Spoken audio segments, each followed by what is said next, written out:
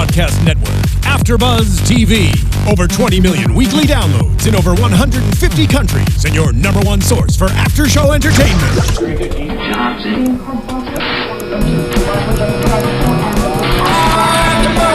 AFTERBUZZ TV, the destination for TV superfans. Producing after shows for over 300 of your favorite TV shows. Interviewing celebrities and showrunners. And bringing you behind-the-scenes exclusives. All thanks to E! Entertainment's Maria Menounos, producer Kevin Undergaro, and internet leader Akamai.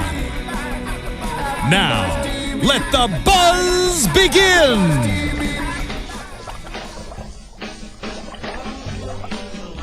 This is so cute when we were kids. It is so adorable and so appropriate for our Halloween episode. I love that.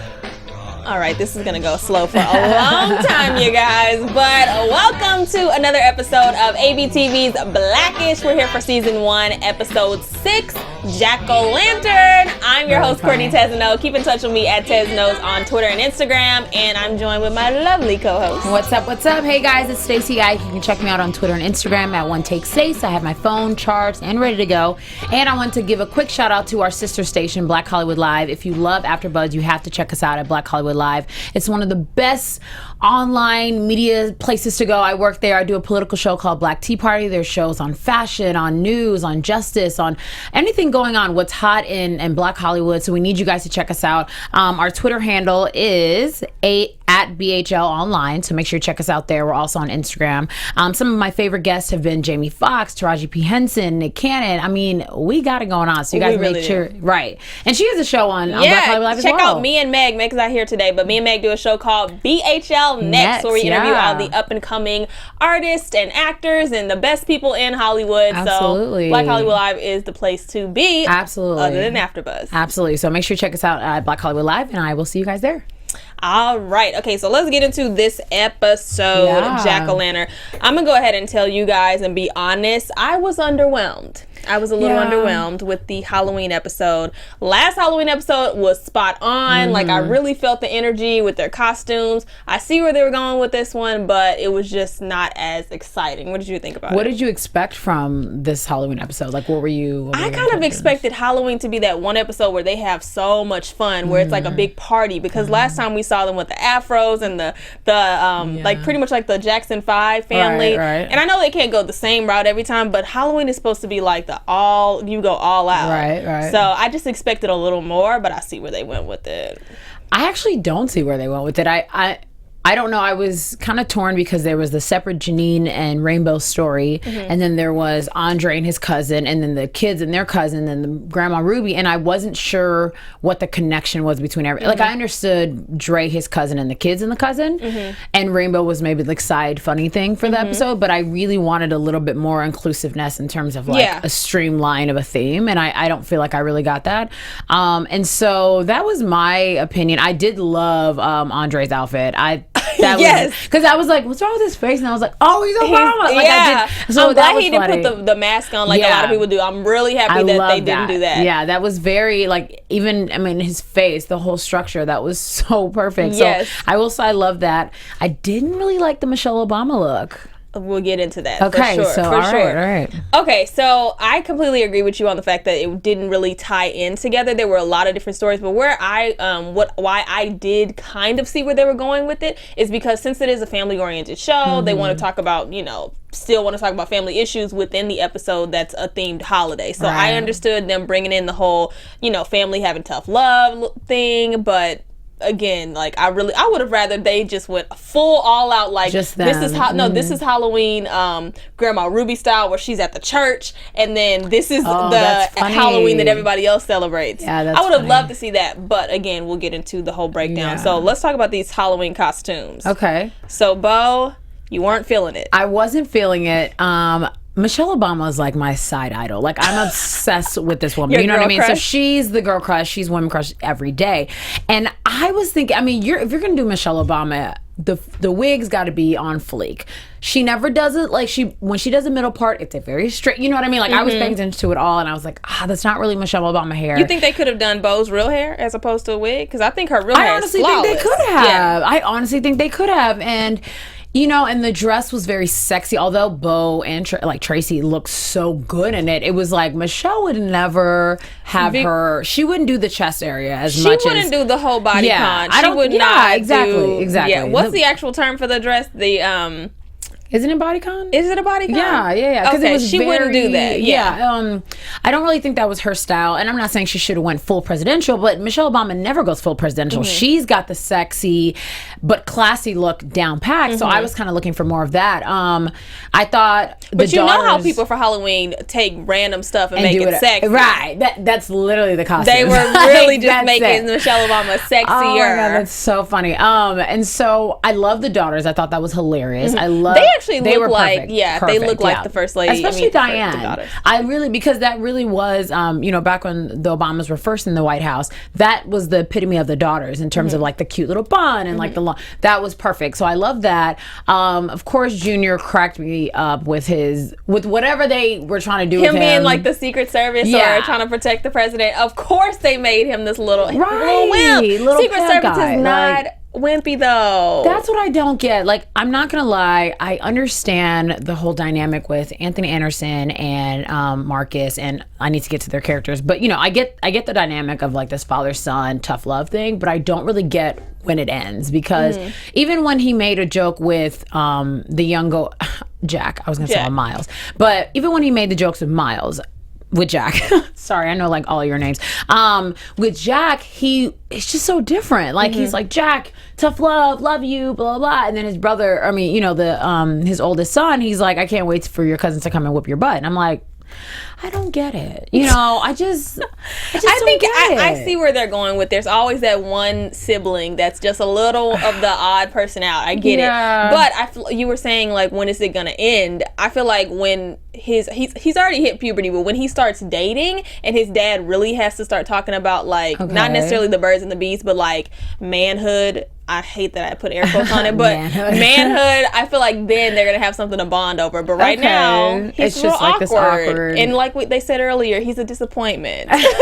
Which is I don't know why it's hard to take. Maybe I've met Marcus in real life. We both met him, and fun guy, really young, and he's literally his character isn't necessarily him, but I get it in terms of like, I'm just a fun, awkward, fun guy who's just like playing this role, so it's cool, but I don't see him as like this wimpy guy could punch around. So it's like, but do you think he's going to be cast type as like the, how Urkel and everybody were put in that role and they couldn't get out of it? I don't see that happening for Marcus. I think he's a great actor. I don't see it happening because it's not so distinguished where it's like, this is all you can do. Because even in his role, we've seen him do the funny, we've seen him do serious, like we've seen him do a couple things. It's just, it always goes back to the same basic, which I'm like, separate from that, But no, I don't feel the Urkel syndrome will happen. Okay. So Kenya, you need to come in and explain yourself. Yes, where are we going with this character arc? This is really just a ploy to get you in for real, Kenya Barris. I saw him at the Paley Center on Monday, and it was such a beautiful, he's just great. He really is great. I was like, dude, your show's awesome, and I loved your roundtable. I watched it on the Hollywood Reporter, and he was like, thank you so much. And I was like, dude, come in the show. And then he's like, hug, gotta go. So what I meant is, come see us. Yeah, come see us. Yes. Yeah. Okay, so we love the costumes minus Michelle Obama's. I didn't know what Jack was. I kind of was like, is he the president's dog? Yeah. I don't know. Maybe he was just a cute little kid because they go that route with him. Yeah. But let's talk about these hood cousins. Right. The fact that they incorporated so many straight out of Compton references, I'm like, okay, you guys, do we have to? It was funny because, you know what? It was funny. I think that works for me, especially with them. They don't even say all the stuff. They like point and they write stuff. Like, I think that makes it funnier because it's not just like these immediate lines that are like, throw this out. It's not as, I don't want to say cheesy, I guess. So I like that there was like the pointing and all that kind of funny stuff. So it worked for me. But then again, the dynamic, I was like, the whole like, these are hood people, these are not, let's figure out how they work. The idea of hood versus not, like, I feel like they barely varied outside of their outfits. Right. They barely varied. But I did like to see that the kids got a chance to kind of like show their tougher side with the whole kids getting their payback from last year. That was cute. I feel like families really do stuff like that. Right. Yes. So yeah, that worked. But let's get to our special guest, Michael Strahan. Oh my goodness. Oh my God, I love him. While we were watching, you heard me say, this guy was a football player. Now he's an incredible host and he's acting. I'm into it. I'm very into it. Yes, like he's so wonderful and so charismatic, and it's crazy because they put him in this like hood rat role and he's still the same like Michael Strahan that's just funny and relatable. I don't know. I really like him and I would love to see him in more shows. Were you convinced with his 50 Cent outfit and his hood characteristics? Was I convinced? I don't know some areas because I don't feel like he overdid the hood rat stereotype and that was cool, but I'm sure there's some areas where he could have been like a little more, you know, whatever. But overall, I don't know, convinced. I mean, it worked. I wouldn't say that I was like mad about it by any means. Only time, Michael, that I wasn't convinced was at the end when Dre, who is Anthony Anderson, was trying to pull his arm. I'm like, really? This doesn't look convincing at all. Exactly. I was like, I can see you huge. cheese. I see a little gap cheese in Michael. That's so funny. They obviously had a lot of fun on set. Yeah, like, they were doing a lot. Yeah, they did. That's so funny. Okay, so this episode, pretty much Junebug is Michael Strahan's character, and he is bullying Dre, which his nickname is Tea Kettle. Right. Now, where did they get Tea Kettle from? Did we get the backstory on Tea Kettle? Oh, I mean, I just got it because every time he pulls his arm, he makes a T sound when you're boiling kettle on a oven, and he was like, I'm not gonna make the sound, but that sound. Yeah. Okay, so that's why he was called Tea Kettle. Thank you. Yeah. But he was bullied by Junebug all his life, and we kind of got the backstory on why that happened, which we'll get into later with Grandma Ruby. But I really wasn't. I honestly was. I don't know why I wasn't convinced this episode. I was not convinced that Dre was legit scared, except for the time when he was underneath the sink with the whole crying fest. That was funny. Yeah. But for the most part, I'm like, no. Like, he had very little encounters with him. It wasn't like all these moments where he was truly bullying him. I wasn't completely convinced. I think it was. I mean, bullying might not even be the right word. I think it's just like being picked on and being annoyed by and being like centered. Not centered, but called out kind of, because I have siblings. I'm not siblings. I have like relatives like that. They don't necessarily bully me, but they're like blah blah blah, and you're like, so unnecessary for you to say. Annoying. Yeah, it's like they're just annoying, and I feel like that was more of the dynamic versus, you know, I'm scared, until he did that scene in the bathroom. Then I was like, oh, is he like legit crying?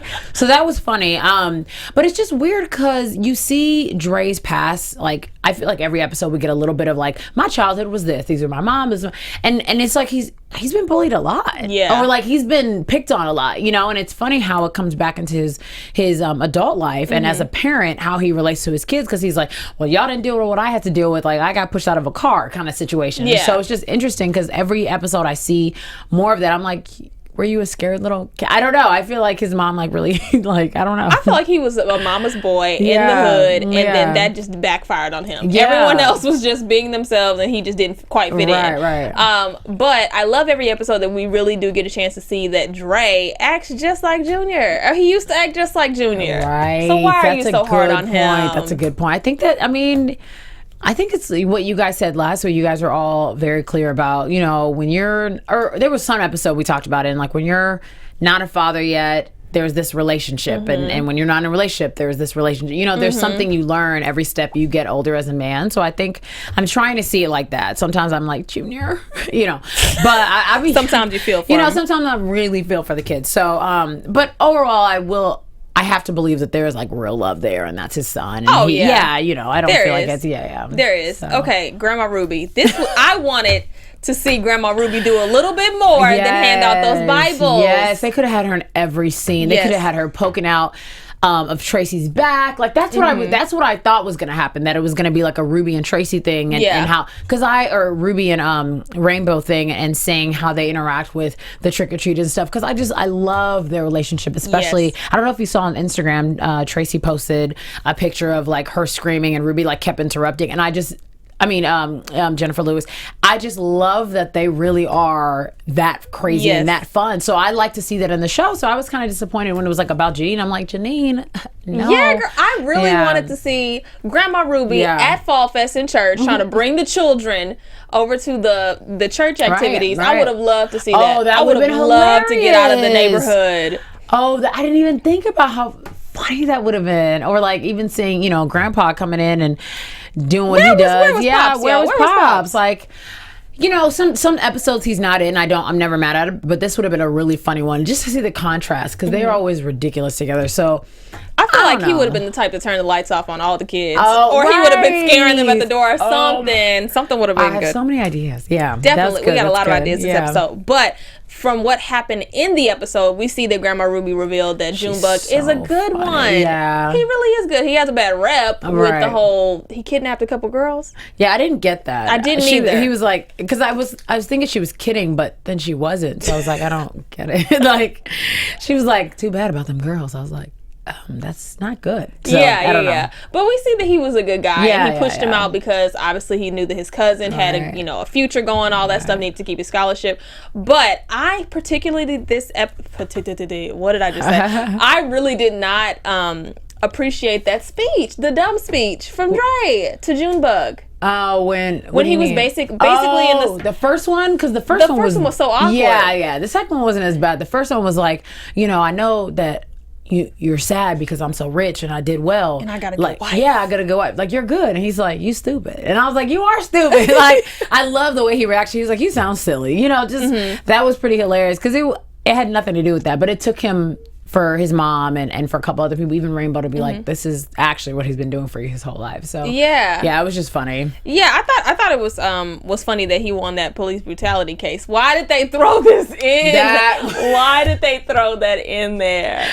I just won $2 million. They need to, the lines that they throw in so like subtly, if you don't catch it, I mean, you miss a lot. So I would say that was very, very funny. That was the best one from Michael Strahan. That was a good one. Yeah. Okay, so the police brutality, the speech, all that jazz. Let's get to the kids and the fact that they had a relationship with their cousins. This is kind of the first time we've ever really seen them interact with people that aren't their friends. So I love seeing that. But what did you think about the other actors that were on board? I think they were like a collective voice, so it was kind of hard, like not in a bad way. I feel like I wasn't like, oh, the girl was great, the guy wasn't, or whatever. I think they were very collective, and that was the point. They're the cousin that come out of town from the hood or whatever. So I did love their dynamic with Dre's kid, with the Johnson kids. But what was cool is that you can tell that off screen they were probably all dying laughing. That's what I love. Like, the last scene, I did think it was a little cheesy. The last scene, I don't know. But did you think it was, because this is why I thought it was cheesy. Yeah. Because we were seeing the nays and the dancing and all that stuff. Right. For me, even though we live in the present day and we understand that stuff is happening, to see it on TV, it's very a little modern. Different. It's very modern, and I'm like, we're young and we're supposed to be like cool with it, but I'm still kind of like, tradition's cool for me. Like, tradition's cool for me. But you know what? We were raised on something different. Maybe at one point, whatever the Cosby shows or whatever we were watching was kind of weird to our parents because they were doing modern stuff. So I'm interested to see if kids watching this are just like, oh, that's normal, like not fazed by it. Right. I mean, I feel like I should call my sister after, because she was like, oh, did you see blah blah? I was on Blackish and this and that, and I'm like, okay, I just love to see what she thinks about it, but.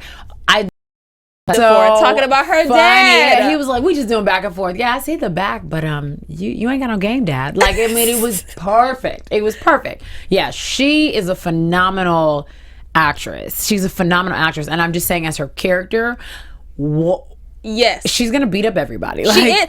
And then she told Junior, I'm begging for a reason to root for you. Yeah, that one I was on board with, because we really do want to root for Junior. And it's funny because it's her older brother. Like, I could never see, I mean, I don't have older siblings, I'm the oldest, so well, actually, yeah, I could see that now that I think about it. My siblings could definitely say that to me. They're definitely very rude. Me as a younger sister. You guys are mean. Okay, that makes sense. Actually, never mind. Yep, Diana, I got you.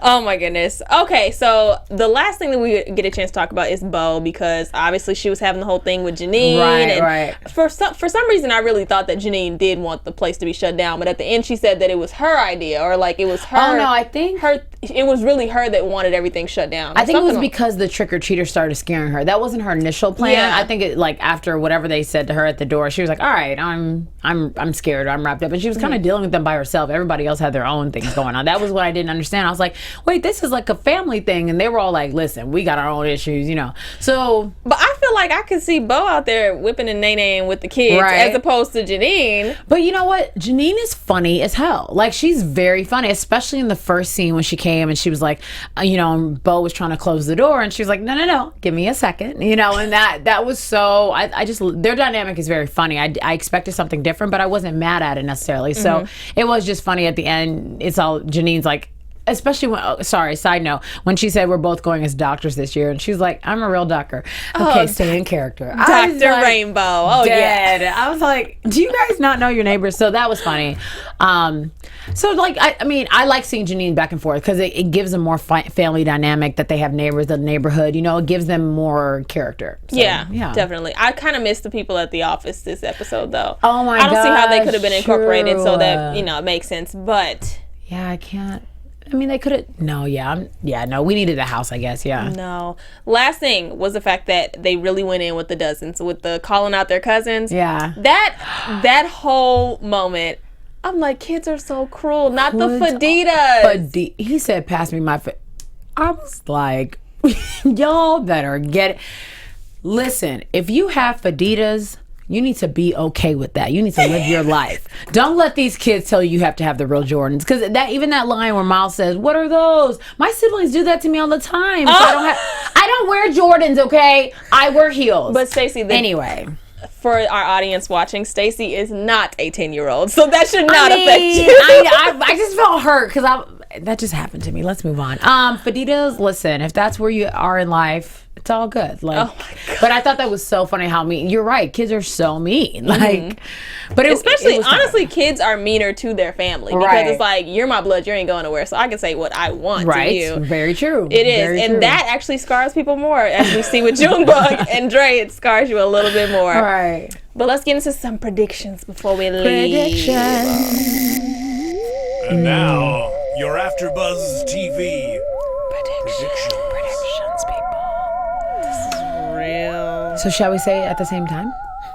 We don't have no predictions. No, every really. week we have fun with this because I actually think they're off. Are they off next week or they're off? Oh, they're off next week. Yeah. So we're probably looking to Thanksgiving. We're looking at a Thanksgiving episode. Probably. I can deal with that. So my let's just say my hope for the Thanksgiving episode is everyone is there and either Pops or Grandma Ruby brings home a significant other. Okay, really that's funny. A good one. Yeah. Shaprentis would love that one. Yeah, exactly. Shaprentis is here with us. Yeah. I would like to see Bo's side of the family versus Dre's side of the family for Thanksgiving. I want to see how they throw down with food and just see how they interact with the kids because we really haven't got a chance to truly see both sides. Yeah, that's true. I want to see that for the Thanksgiving Could episode. they all be in one episode? That's a lot. They had before, but it was a lot. It is, but they can flip-flop or they can all come together at their house. That would be nice to see that. At least the grandparents. We don't have to see the whole family. Right. Yeah. But anyways, let us know what your predictions were, what you thought about this episode. Use the hashtag ABTVBlackish and leave your comments below. All right. Where can everybody find you, Stacy? You guys can check me out on Twitter and Instagram at OneTakeStace. I also do How to Get Away with Murder on Thursdays, and I'm also at Black Hollywood Live, so make sure to check me out there. Yep, and keep in touch with me at Tezeno on Twitter and Instagram, and I'm back on Snapchat at Tezeno. So snap me, tweet me. No, don't call me. You don't have my number. But we will see you guys next week with Megan and Shaprentis. Yay! See you guys. From executive producers Maria Menounos, Kevin Undergaro, Phil Svitek, and the entire AfterBuzz TV staff, we would like to thank you for listening to the AfterBuzz TV network. To watch or listen to other after shows and post comments or questions, be sure to visit AfterBuzzTV.com. I'm Sir Richard Wentworth, and this has been a presentation of AfterBuzz TV. Buzz you later. The views expressed herein are those of the hosts only and do not necessarily reflect the views of AfterBuzz TV or its owners or principals.